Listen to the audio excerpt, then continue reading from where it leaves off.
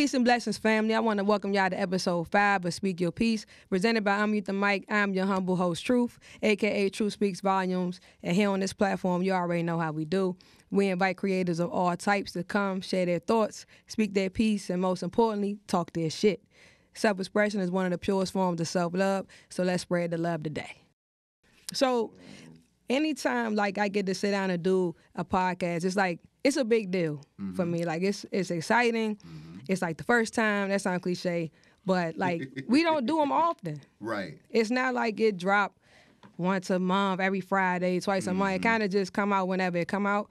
And at first I was like a little unsure about that, just because people's attention span. You know what I mean? But I kind of like the organic feel of things. I like, you know, when it happens, because I'm not gonna say I'm picky, but I'm mindful of who I like to share the mic with, who I want to bring on and talk to the audience, because I want them to have something to say. Right. So I don't want to just film just for the sake of filming. I want somebody to come and, you know, have something beneficial for the listeners, right? So this next guest, I feel like he fits the mold. I think that he's going to come and bless us today with some gems. He say he's shy. I don't believe that at all, and I'm entitled to my opinion. I don't believe it. I'm just saying. All right, but he is what I would like to refer to as a Renaissance man. You would agree with that? I would definitely agree. Cool. With that. I'm glad. Simply because he do a lot of shit. Yeah. We can cuss on here. You say good. whatever you want. Okay. Yeah. I am a sailor. You do a lot of shit. I mean, I'm going to run down what I have here, right? Okay. Poet, actor, published author, photographer, recent winner DMV Renaissance Awards, right? And that is probably a whole lot of other things I missed that we going to definitely touch on. But even that right there is a whole lot of. It's a lot of. And you're considered an OG in the DMV creative scene, right? We going to get to that too. I'm only 21. Like, this is, what? Hey, you know you young as you feel. Yeah, how bad? You know, but without further delay, I want to welcome Sir Harvey Fitz to the show. Thank you for coming out. We're going to clap it up now. Studio audience. Right. Come on. I like that. Thank you. Nah, for real. And we talked about this a couple times in passing. Yeah. So I'm glad that we finally getting to sit down and chop it up. You one of the people that I definitely wanted to talk to. I think the first time I saw you was like the beginning of the year. And I don't know why like the beginning of the year seems so far away, like 2 years ago, but it was at Busboys, Hyattsville. And it happened to be, I think it was the same night I saw T-Lo for the first time. Wow. Right? So that was a good night at open mic. You hear me?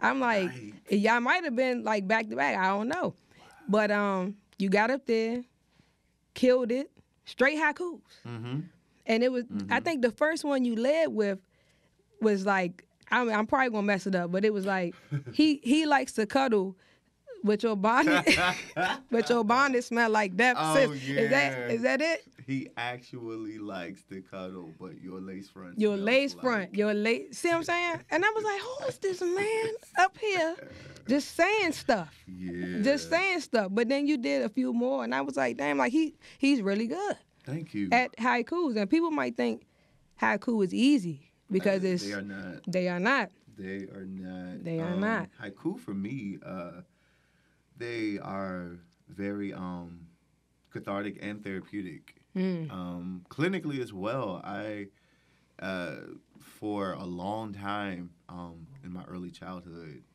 I suffered from a form of dyslexia called dyscalculia. Okay. If I'm pronouncing that correctly. Basically, it's what dyslexia is for people with words on papers. That's how it is for me with numbers. It's kind of like, I don't know if you remember that show Ghost Rider where the words were literally like lift off of it. That's what numbers do for me. And so, you know, being a young black and or brown child growing up in the 90s, we weren't always privy to, how do I put this, certain forms of help that maybe resources we should have access to, or maybe that we were willing to accept back then. You know what I'm saying? Therapy certain types of extensive tutoring or whatever. Right. Not necessarily a big thing in black households back then. And so I went undiagnosed for so long, all the way up until like I got into damn near adulthood. Really? And then it was suggested as a helpful tool to help me focus on like numeration and order and things of that nature. Get into haiku. Because like the structure, the 5-7-5, it'll help you with the rhythm and it helped. I wish I had it like as a kid. I really do, because like certain tools like that would have I wouldn't have struggled, I don't believe, as hard as I did in college. I was in special ed and everything. A lot of people don't know that. Nah, I mean, but it's common. I mean, yeah, unfortunately, it's common. It is common. But I would have never. But I owe a lot to haiku, man. I owe a lot. Yeah. I call them my pre-Twitter era tweets. Okay. Because it's like, you have that. You have a lot that you can say, but within the confines of that 5-7-5. So do you feel like, and we just look, I had my little question, but I'm gonna go right to this. Do you feel like you kind of just think in haiku now? Is it like a natural thing? Sometimes, yeah. Or somebody else will tell me, like what you just said was haiku. I'm like, what's it? And I go to I guess it was. See? Or sometimes I'll be in conversation with people and they'll say something like really witty or insightful, and then I really like real quick that was a haiku, or if you drop one word out of that's a haiku. So yeah. Okay. Yeah, I do. It becomes knee jerk, because I mean I spent 7 years with this book before it actually got published. Okay, so it came out officially with 2021. Yes. So, but that's 7 years. 7 years. So, yeah, we gonna stay right here then. So, what was the process like for you creating this book? Why did it take so long? And why do you feel like it was finished when it was finished? It took so long mainly because I, like a lot of creatives, was caught up in my own negative headspace. Even in areas outside of being a creative, I was very insecure. Very, very insecure. I just never felt like, I knew I had a voice, but I didn't feel like anybody would care to hear whatever I had to say. And so, again, all roads lead back to therapy, because I'm a huge proponent and supporter of therapy. Through therapy, I got to get a front row seat to what could be my life if I allowed all of the good things that I deserve to happen to me. And so with all of that being said, throughout that 7-year journey, it was a lot of stop and go. It was a lot of micro bursts of inspiration followed by a wave of doubt and, insecurities that nobody really wants to hear this, or it's a book of haiku. Like, the funny thing is, all of the research that I did into writing this book pretty much suggested that I not expect too much quote-unquote success from this book, mainly because it's very genre-specific. I'm a black male of color writing a very genre-specific book that traditionally has nothing to do with, my demographic. So don't expect too much. Flash forward to me actually getting the hell out of my own way and taking that leap of faith and building the parachute all the way down. I showed 200 copies in the first hour that I released it. Very successful. Like, and very successful. And I must also say this with the utmost respect to any and everyone's experience throughout the zombie apocalypse that was the pandemic, because I understand that, thousands of lives were lost and changed for the worst. For me, it was my experience throughout this pandemic. It was one of and I'm trying to say this by being sensitive, really great things happened for me as a result of this pandemic. I ended up getting laid off of my job because I was the events coordinator, and it was in DC. And, you know, by mandate, we can't have events, so it doesn't make sense fiscally to have an events coordinator still on your salary. And so I was actually using that job as an excuse and a crutch. You know, I can't do X, Y, and Z because I have to be here doing this. I got to work. And so when the pandemic hit, it was like, hey, now you're sitting at home in the confines of your four walls. So now you have no excuses.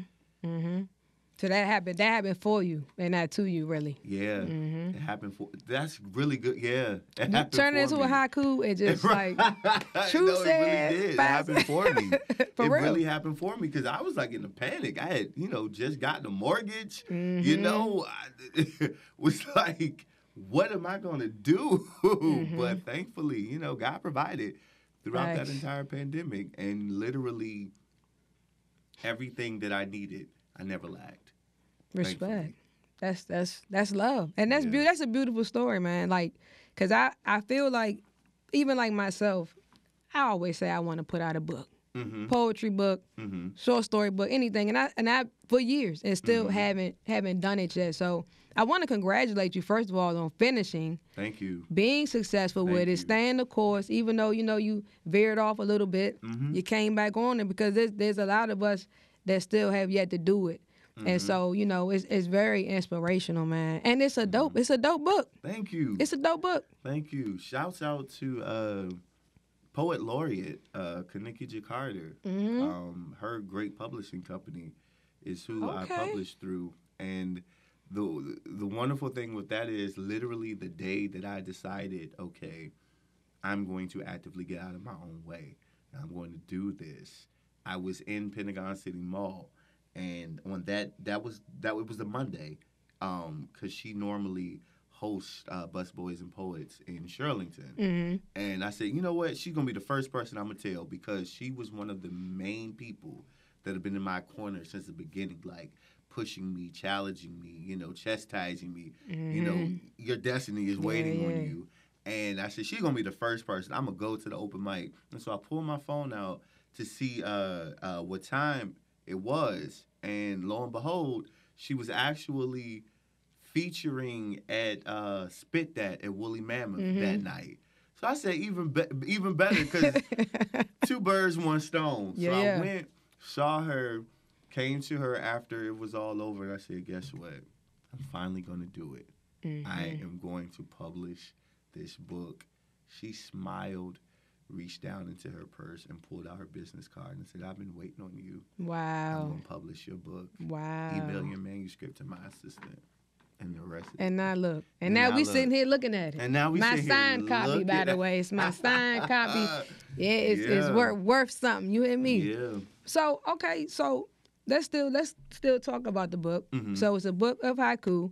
You mentioned it briefly, but just for those who don't know what a haiku is, or they heard of it, but they really don't know, tell us what it is, and then can you give us an example? So traditionally, haiku, they are Japanese short poems, so short that they are only 3 lines long and 17 syllables total. The first line is 5 syllables, the second line is 7 syllables, and then the third line is 5 syllables. Again, the traditional haiku is about like birds and trees and flowers and seasons and, you know, stuff like that. And through the years, loosely translations and stuff like that, they become about other things. And so those type of haiku are called Shinryu haiku. Okay. Still a haiku is just a little different. The best way I can describe my haiku is that they have a little bit of mumbo sauce on them. And we love that. And so I would write them to help me like get through my day, get through life. Because they were so short, I considered them my pre-Twitter era tweets. My little euphemisms, my mantras that I speak over myself, kind of like being Mary Jane would do with those yellow sticky notes all over. That was literally my room, but with a bunch of haiku, just written all over the place. And Going back to me being an educator at heart, I felt like my first offering to the literary world, I wanted it to be as simplistic as possible. Okay. But as appealing as possible to get people who otherwise wouldn't read a book. Right. You know, a poetry book. A poetry book, let alone. And thankfully, that's what's been happening. So many people have come to me and said, "This is the first book I've ever bought." It was the lace front one that got them. It was when they heard that, they was like, "Give me my copy, bro." I'm telling you. I'm telling you. Yeah. So the book is broken down. It's in 4 chapters. Yes. Live, laugh, love, repeat. Okay. Yeah. And so I love laugh because laugh makes me giggle. I giggle a little bit when I listen to that, when I read that. But I think my favorite chapter is live. Okay. I love that one, and especially listening to it. It's because I don't. It's just affirming. It's motivating. It's like it's it's good energy all around it. But like, what's your go-to chapter if you had to say? So my go-to chapter is actually repeat. Okay. Repeat mainly because repeat is a culmination of live, laugh, and love, and so repeat are majority of the ones that I like get up and say to myself like throughout the day in my head, like that I meditate on. Yeah. Okay. Definitely would be repeat. All right, well, I'm gonna ask you to do a little work today. Yeah. He already worked when he got here, y'all. Look, the camera wasn't acting right. And he was over there working because he is a photographer. And I know when to sit down and just, let people do things. So, but I'm gonna have you work a little bit more. Okay. So, if you can, give us one haiku from each chapter. Cool. And I'm off the top. That man, you know what I'm saying? I can't throw this man off. That is hilarious. Okay. So favorite ones from Live would be given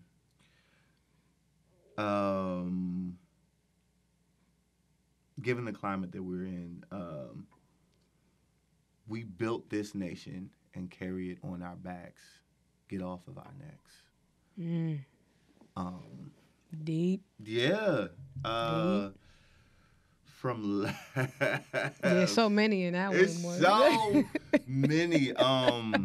Live, like I know, let me see, hold on, because I pulled some of my favorite ones. Okay, yeah. From Live, haiku, your rock bottom will give you the lessons to teach from your mountaintop. I like that one too. Yeah. That's one of my favorites.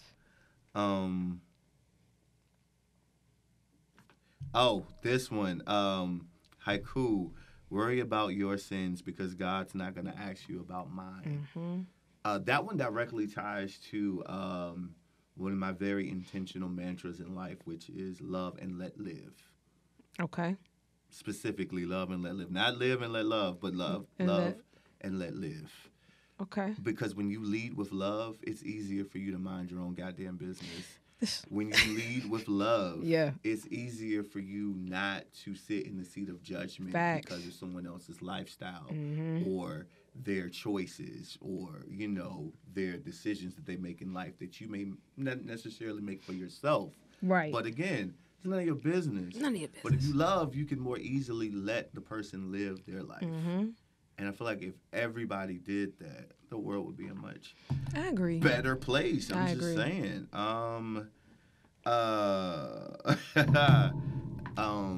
There are answers and explanations and nothing.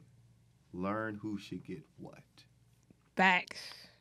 That's some facts right there. That's like a subsidiary of Love and Let Live because it's like once you properly categorize the people in your life in terms of the level of their importance and relevance, it becomes easier for you to navigate in your own truth. Facts. And limit the access. And them and how much access that they should get for you. Like my grandmother used to say, some people you have to love with a long handle spoon. You know? You stay over there. You stay over there. I love you, and that but doesn't mean I don't necessarily love you or I love you any less than I love this other person, but for my benefit. I love me. I love me so much that I know that if I cut this access off to you, my life is much more healthier. And that's not selfish. It's not selfish. It's not selfish, but we taught that it's selfish. That's fact. We are taught that. We are often taught, especially within the family unit, we're taught that, you know, blood is thicker than water, but that goes into one of my favorite ones from Repeat. Blood is thicker than water, but even blood may need to be transfused. You know what I'm saying? Oftentimes we get caught up in these toxic situations with people that we may be related to. And, you know, especially in our community, it's very much so, but that's still your cousin. But that's still your daddy. That's still your daddy. That's still your mama. What they got to do with anything? Because, listen, let me tell you something about that stillness. That stillness, if it's toxic, becomes stagnant. And can't nothing grow there. Nothing can grow there. Nothing can grow there. Ooh, see, I know you therapy. He done brought therapy to the damn show. I'm just saying, and it doesn't have to be. It doesn't have to be a dramatic exodus. It doesn't have to be, you know, disrespectful. It can be very much. I'm going to step away. Love is still there. Right. But for my well-being, for my peace of mind, you know. You don't get that access to me, especially if in terms of offending actions or words. One thing I've always said, you can apologize for the cause. What you can never apologize for is the mindset, especially if that mindset is current that fueled those actions or those words.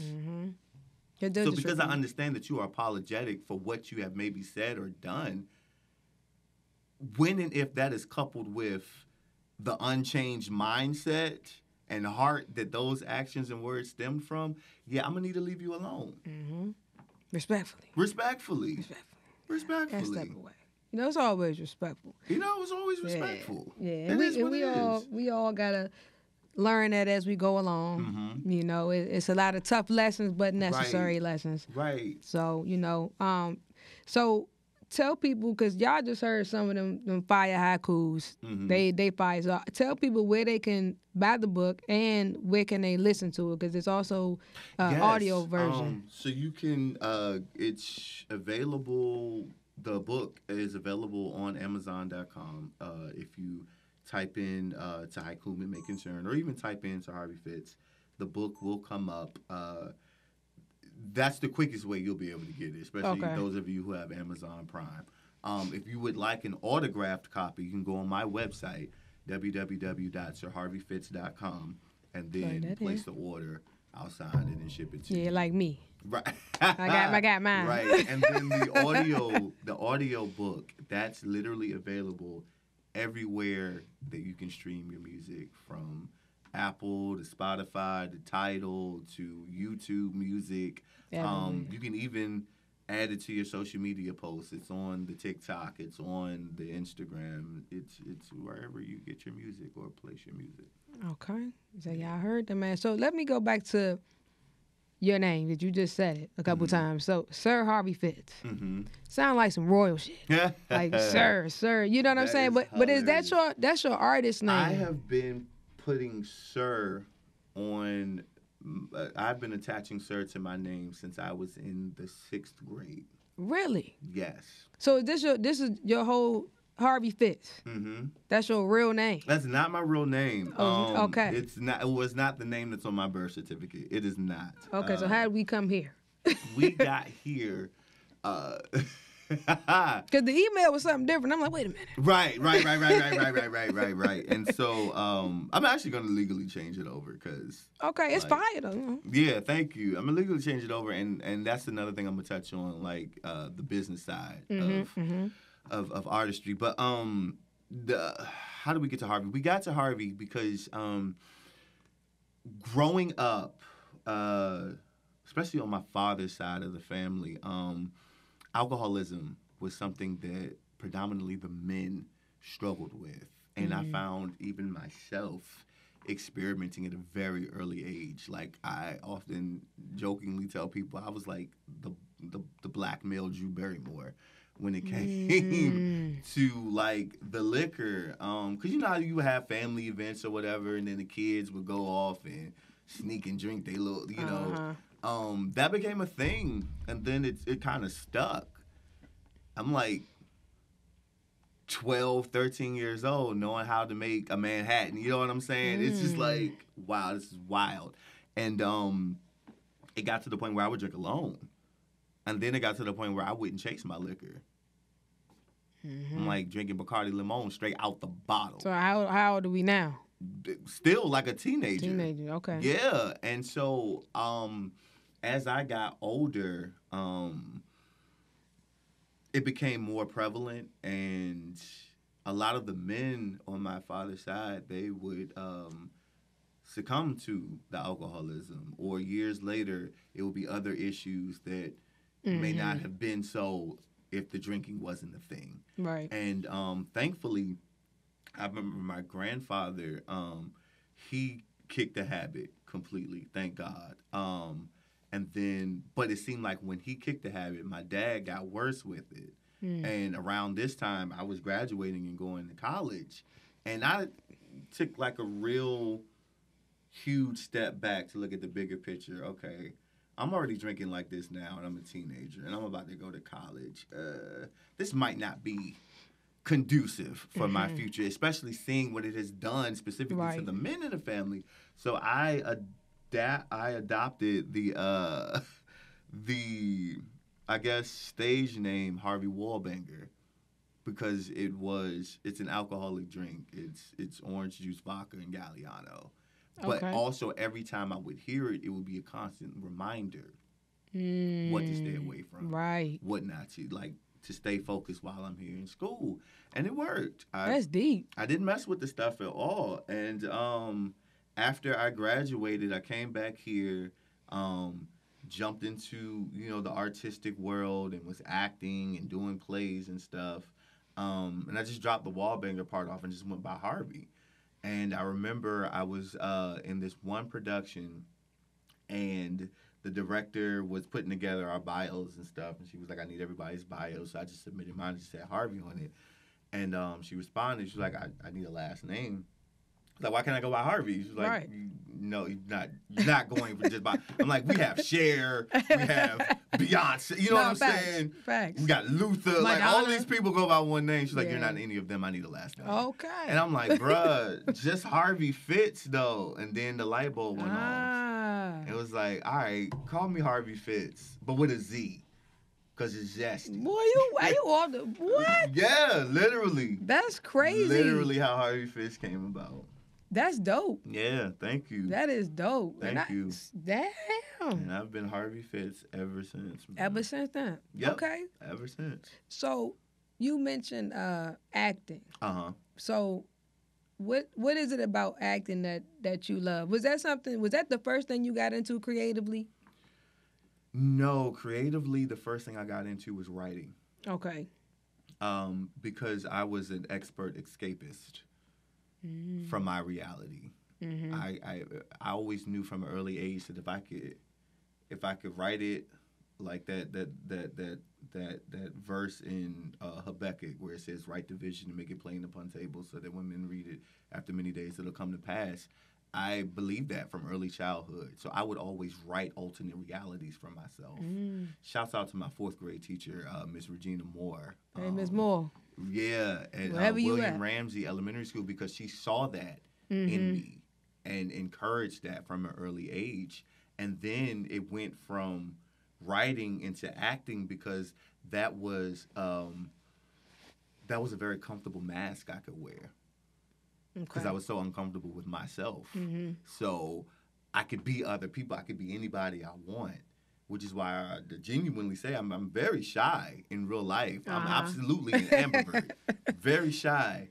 But on stage, it doesn't seem like that because it's not me. Right. That's a character. It's the character. That's a whole other person. Okay. Yeah. So that's what kind of, that's the love for it. It's like Yes. I can be these other people. I can express myself through these characters and things like that. Yep. Okay. Do you have a favorite actor? Yes. So. Oh Lord, what? No. No, it's funny because Chris Rock did this bit years ago where he made this statement saying, we growing up in a town now where kids are calling their grandmama mama and their mama Pam. That's kind of how I was predominantly raised early on by my grandparents, that older generation. And so they were very heavily into the Motown era, into jazz, my grandfather loved black and whites. And so he introduced me to Turner Classic Movies and the American Movie Channel. And one of the first films he ever showed me was To Catch a Thief. I ain't never seen that. It's so good. I'm gonna watch it. It's starring Cary Grant. It's really dope. And when I saw Cary Grant on the screen, I was like, wow, this white dude got swag. Okay. Cary This Grant. white dude got swag. It's Cary Grant and Grace Kelly. And from then on, after that, I watched The Philadelphia Story with Cary Grant and Katharine Hepburn. Again, this brother got swag, man. Okay, He's really, really dope. And so when I saw him, all swagged out in his suits, just, like finessing everybody, I was like, bro, I want to do this. Okay. I want to be a part of this. I really want to be a part of this. And then years later, I saw Courtney B. Vance in the movie with Michelle Pfeiffer, Higher Learning. Mm-hmm. And that was the first time I got representation. Okay. I said, wow, there's a brother that's darker complected, that looks like me, and he's playing an asshole. You mean I could piss people off and make them feel all of these emotions on the screen? I know I could do this. So that's for me. Yeah. So Cary Grant's my favorite white actor. Courtney B. Vance, hands down, my favorite black actor. Okay. Yeah. Okay. And you already said that's your favorite movie, though, was the first. Is that your favorite movie? Favorite movie? Antoine Fisher. That was a good-ass movie. Yeah. Favorite movie is Antoine Fisher. And, Denzel? It's a lot of good monologues in that. A lot of good monologues in that. Yeah. It's that is one of the good ones. That, I don't think I got a favorite no more. Really? I don't really know, because you know how, like, back in the day you would watch a movie, like, over and over and over and over. Like, lately, I don't feel like nothing has made me want to watch it over and over and over. I don't know if it's just because I'm an adult now. I don't have, like, I can't just sit and, like, watch stuff over and over. But that's a really real thing. But Denzel is my favorite actor. Really? Yeah, I love Denzel. Wow. The Preacher's Wife was always on repeat. It had to be The Preacher's Wife, but I was a kid. My grandaunt took me to see that for Christmas one year. It wasn't his best, but it was a good movie. I loved that movie. Yeah. But, okay, so you mentioned, like, when you be on stage, you embody these other characters. And one thing, like, Denzel, he said is that when he's preparing for a role, he'll go, like, live as the person for, like, 3 months. Very much the same with me. I am a method actor. For real. For real. Like, you live, like, you are them, you behave as them, and even when the cameras ain't on, it's like, right, so I would think that, memorizing lines, embodying mannerisms and everything like that would be helpful when it comes to reciting, like, poetry on stage. But would you say, which is more difficult, acting in a play or reciting your own work on stage at open mic? For me personally, it honestly would have to be reciting the poetry, because contrary to popular belief, 90% of my poetry is non-autobiographical. It's inspired by someone else, because I'm an empath. And so I draw inspiration for my poetry from everyday conversations like this. Like, I'll probably go home tonight and write something inspired by our conversation, our interaction. And again, that all goes back to the security blanket that being on stage provided for me, because even in my poetry, technically isn't me. This is someone else's story that I am giving you all in the form of spoken word. And so it's easy for me to jump into those characters. That's why oftentimes I'll recite one poem this way in this type of cadence, but then I'll do a whole other poem in a completely different pitch, or a completely different cadence, because these poems, they're like my children, but they have their own personality because they're based upon someone else or something else. Yeah. You are so interesting. Thank you. For real. Thank you are, the way you think. Thank you. And it's different, but I like it. Thank you. I like I've you. been told that my whole life. For real, man. But it's, I like that. Look, I love good conversation. It's interesting. You are very interesting. So let's talk about the DMV Renaissance Awards. Wow. Okay, yeah. so it recently happened. I had the privilege of being there as well, around some dope individuals. It was a great night. Shout out to Ryder Love, Crystal Land, Creative Soothing for putting together. It was beautiful. It was necessary, and I loved it. So I'm not sure if you noticed, but you were like the most nominated person. I was at the most the awards. nominated person. 6 categories. That was wild. 6. I'm gonna tell them. Now you got them. I got them listed right here. Now you have Look, I'm prepared. We got Best Male Poet, Male Poetry OG, Most Entertaining Poet, Haikuist of the Year, Best Photographer, and DMV's Favorite Author, which you took home the win for that. I did.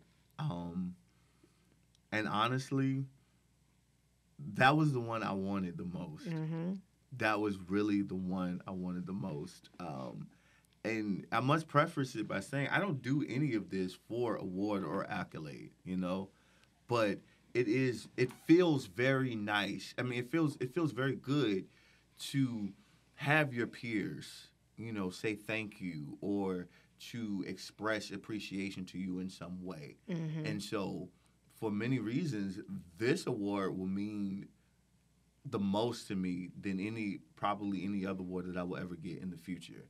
Wow. Because I don't do it for award or accolade, but to think enough of me, right? To say here. Yeah, you won. But you was nominated for 6. How do you feel being nominated for 6 other categories? Again, it feels good to be acknowledged. It really does, because oftentimes as a creative, especially as a creative who provides platform and opportunity for other people, sometimes, you get tired, Sometimes you get burnt out. Sometimes you get frustrated, especially if and when you don't feel like you're being heard or received. Right. And so to get those nominations, it was like, wow, okay. They see me. They see me, My work is not in vain in the aspect of it's being appreciated in that the seeds that I'm trying to spread, are growing. It's just like, okay, cool. Yeah, and congratulations, man. Thank congratulations. You. Well deserved. 7 years in the making. It's here and it's winning awards. So, fuck that research you did that says you wouldn't be successful, because we can clearly see that they were wrong. Yeah. Right? Yeah. Okay. So I also wanted to tell you, like, you like a walking brand. Like, you're like, you wear your shirts. Yes. You carry your books in a bag. Yes. Everywhere you go. Everywhere. You at all the open mics, book signings, like everywhere you can. You just was at Howard University.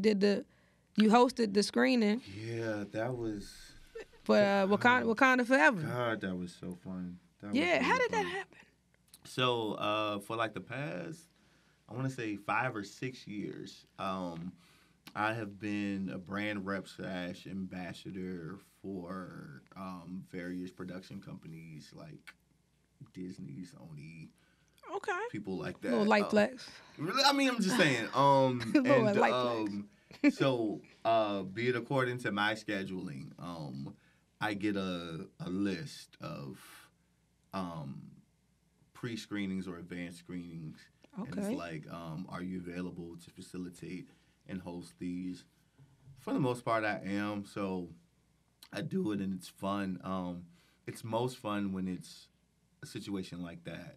Because it's Black Panther. It looked lit, too. I wanted to be there. It was so amazing. We took over an entire movie theater in Georgetown, and the Associate Dean of Fine Arts, Ms. Saunders, she came and she spoke on, Chadwick A. Boseman's behalf because she was one of his professors and gave, some insight into him. And it was just beautiful. Like the students were very receptive to her, and everybody loved the movie. And then she actually, after that, because that was supposedly that was it for me. That was just that one event. But then she invited me to come to the campus the next day because it was basically like a day-long celebration for Chadwick A. Boseman. Okay. And I got to, as close as I am sitting to you right now, I got to sit in front of the Dean Felicia Rashad. I seen it. I seen it, and I was like America's mom. Yeah. What? Yeah. I love her. Like, she had the kids in there weeping because, they did, like, the Q&A and, like, the pearls of wisdom that she was just spewing out. It's just like, wow. A beautiful soul.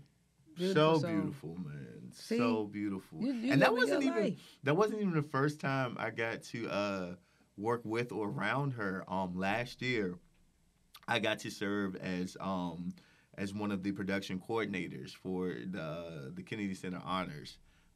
This was the unique one because we were, in the zombie apocalypse, and so they were trying to figure out, okay, how are we going to navigate this? And so they decided to put it outdoors. At the pavilion on the Kennedy Center grounds. And one of the honorees was Debbie Allen. And so they brought in Felicia Rashad to, present her with the award, but she was also serving as the live event host. Okay. And so imagine you're in the backstage area, in the green room area of a bustling production. Everybody's screaming, yelling, talking. The cacophony is just on max. You have, like, Garth Brooks walking out. Everybody's yelling, screaming. Kelly Clarkson, Gladys Knight, everybody's. Then, out of nowhere, the dressing room door opens, and out steps Queen Felicia Rashad. I kid you not. A hush fell over the entire back room as everybody is just staring in awe. And she is very calmly, very graciously walking down the hall. Hello. Hello. Hi. Right. How are you? We lock eyes, and I felt like, oh, my God. I can die now. Like, happy man. Like, are you kidding me? That's it. I'm done. That's all I need. I'm done. And it meant the world to me because she's one of the ones that I look to in terms of mirroring Black excellence. That's deep. Yeah. And to be able to get that real time life lesson, it's just, I will cherish it forever, man. Forever. That's beautiful. Yeah. I ain't jealous. Whatever. Whatever. Shoot. Let's roll the Howard. Shoot. Let's get another degree. Go to Howard. Just for that, right? Just to sit outside her office and bother her. Yeah. So you mentioned the business side of things. So like I said, you like a walking brand. So it seemed like you really got your business in order, right? So what advice do you have for other artists that's trying to build their brand or move more into the business side of things? It's a cliche term, but it's very applicable. Mind the business that pays you. Just add a few more. Mind the business. It's like how the coal workers up in the hills of Tennessee and Virginia, they mine the coals for gold. Mind your business as diligently. The business of your artistry. Because you can absolutely, if this pandemic has taught me nothing, it has absolutely taught me that you can turn a profit from your passion. Mm-hmm. Can be done. You just have to figure out how. You have to figure out what your brand is in correlation to what you're passionate about and how you can marry the two and pay your bills off of it. Mm-hmm. You know? And it's not as hard as you would think if you, one, research, and then two, network, and then three, study. Okay. If you do those three things, I promise you, like the creatives that are coming up now, the privilege that y'all have that we didn't have, hell, 10 years ago. Mm-hmm. You know? I remember being a kid watching other older people like try to chase down executives in parking garages, Mm-hmm. you know, throwing them their mixtape, praying they didn't throw it out the window three lights down the street. Now, we got apps on our phones. You put two words together with a catchy beat, you get invited you viral to the award show. Yeah, You know what facts. I'm saying? And so if you properly research what others are doing in the field that you want to be in or the field that you're passionate about or the field that you're gifted in, research what are they doing? What is working for them?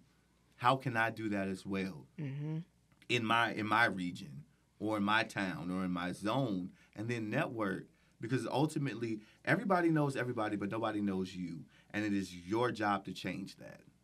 Say that again.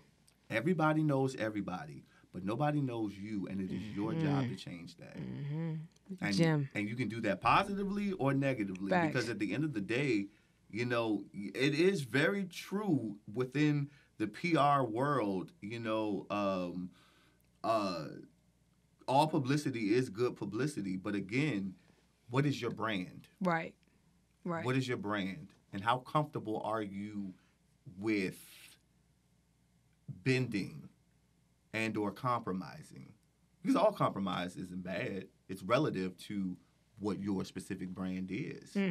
And so once you figure that out, you'll be able to network with the right people to get you there. And by networking, I don't mean chasing people down, begging for a hookup. Right. No. No. Begging for a hookup. No. Yeah. Have a meaningful conversation with the people. I kid you not, 80% of the things that I have been booked for or offered or approached to do, 80% of it has come by word of mouth. In passing, in meetings. That's also how, I believe it's from Repeat, the haiku, when your name is in rooms that your feet have never stepped foot inside of. Like, that's a really real thing. I can tell you how many times I've gotten random emails. You know, hey, I got your information from such and such. They said you know what I'm saying? Yeah. But that all goes back to you properly building your brand. Your brand. Build your brand. Okay. Yeah. That's facts, man. You just did a Masterclass. You know what I'm saying? It was for free. You know what I'm saying? Yeah. So what else do you have coming up? Anything coming up that you could tell us about? Man, this has been 2022 thus far, because I'm claiming even more and even greater. But 2022 has been the best year for me of my entire life, creatively and professionally. Beautiful. I got to do so many things. First and foremost, I got to give so many people their flowers that I've wanted to, like a Felicia Rashad, like a Gladys Knight. I literally got to sit at Gladys Knight's feet and listen to this woman sing, like, blows my mind. Real quick story. Imagine walking down A Street, minding your melanin, and then all of a sudden you hear somebody singing the theme song to Reading Rainbow, and you look up, and it's literally Tina Fabrique, the first person that sang the Reading Rainbow theme song, just standing on A Street, just singing it outside the Atlas Theater where she was there starring in the production. Literally 5 days later, I don't even think it was 5 full days later, while I was one of the coordinators for the Capitol Memorial concert. sitting at the desk, I get an email. Hey, hi Harvey. I'm such and such. I got your information from so and so. I was wondering, are you available to be a stand-in for LeVar Burton for the Scripps National Spelling Bee? Okay. You know what? You in that state. You in that sweet spot. Right. And any creative that's listening or watching this now, you can be in that sweet spot too. It's as simple as properly positioning yourself. Right, to receive. And so thus far this year, I've got to do so many amazing things. I got flown out to Essence to be one of the content creators. Shouts out to Cherie Nicole and Steve Allen. They made that possible, man. I got to meet so many people down there. Got to network with so many people down there. Literally coming to you from the studio. Coming to you in this podcast studio, just fresh out of New York. I got to take the Halloween episode of And Just Like That for season 2. Like, my man, okay. Like, and you here with me, hey? And I love being here with you. This year I got to co-star in an independent film that's coming out. Shouts out to Jason. He got a grant to do his first project a year and a half ago, and I was one of the background actors in that, and it went to Cannes. Okay. It went to Cannes Film Festival, and when he reached back out to me again for this project that we did this year, he was like, I really wanted you to be in that one, but I understand scheduling or whatever. I was like, man, everything happens in this perfect timing. That's right. And this was the perfect role for me to play. We come next year, that'll be out. I want to say spring of next year. Okay. That will be debuting. I also got to be in... I still pinch myself. I got to be one of the... I'm sorry. I'm going through mentally the NDA, how much I can say. I got to important. be in an amazing project. Cool. That will be out August 25th of next year. Produced by, and this, to my knowledge, this is the first of many major motion picture productions in the production company of Their Royal Highnesses, Barack and Michelle Obama. Yeah. Okay. Yeah. Okay, yeah, you know what? Don't say nothing else. We're going to be next summer. Right. We're going to be right there. Like 2023, the way 2022 was set up, 2023 is going to be really nice. That was just the alley-oop. That was just the... Y'all going to see this face in a lot of different places. I love that. I just wrapped... let me tell you, you can do whatever you put your mind to. I literally just wrapped an Apple TV movie... short movie film series thing. I don't know how exactly they're going to chop it up. Called Lady in the Lake. It's based on... scary? No. No. It's actually based on a true story of events that happened in Baltimore during the 60s. Okay. Where within the course of like a week and a half, 2 women were murdered. A black woman was murdered. Her body was found in the lake in Baltimore. No one cared. But then when the white woman's body got discovered all of a sudden, and so a woman decided, I'm going to find out what actually happened to this lady in the lake. Oh. And I think yeah. I heard about that. Yeah. I think I heard about that. Yeah. Okay. Yeah, I actually became SAG eligible through that project, and the wild thing was the role that got me to be SAG eligible in that project was a photographer. The character was a photographer. You just living like you ain't even acting. It's like so many full circle moments, man. And you deserve everything really that's coming to you, man. You deserve it all for real. Like just talking to you, like you have like a beautiful spirit. Thank you. I love sitting here, I could talk to you forever, but batteries might die. Right, completely understand. But so we won't. Yeah, I just really want to thank you for coming and sitting and talking to me. Seriously. Before I let you go, end every episode, we'd like to end it with a quote, right? So we let the guests say their favorite quote, why it resonates, and who said it. Gotcha. So what's yours? So my favorite quote is, I'm going to pull it up so I can make sure I have it word for word. It's, All men dream, but not equally. Those who dream by night in the dusty recesses of their minds wake up in the day to find it was vanity. But the dreamers of the day are dangerous men, for they may act their dreams with open eyes to make it possible. Mm-hmm. And that's a quote by T.E. Lawrence. Okay. From Lawrence of Arabia. That, again, going back to my granddad showing me all of these old black and white movies, or whatever, that was one of the first movies that he introduced me to. And that quote, ever since I was a kid, stuck out to me, that I can do anything that I put my mind to. Whether I always believed it or not, it was always the truth. Mm-hmm.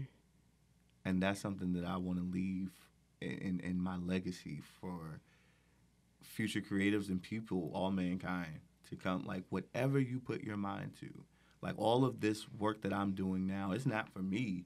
It's to help pave the way for others to come so that they don't have to struggle as I did coming up. You know what I'm saying? Yeah. So that your dream can be even bigger and less hassle-free, you know? That's beautiful. Yeah. Oh, okay, man. All right. Yeah. I want to let me clap it up for Harvey, man. Sir Harvey Fitz. Dope individual. Make sure y'all get a copy of the book. Make sure you stream it. Apple Music, Tidal is everywhere. Go ahead and let them know your socials so they can follow you. Again, that's everywhere that there is social media. Type in Sir Harvey Fitz. That's a quick crash course for some of you creators. Make it as easy as possible to find you. Facts. Keep it the same everywhere. Sir Harvey Fitz. Type it in. It'll come up. All right, man. So thank you again. Everybody that's watching and listening, thank y'all for tuning in. And we'll be back next time. Love.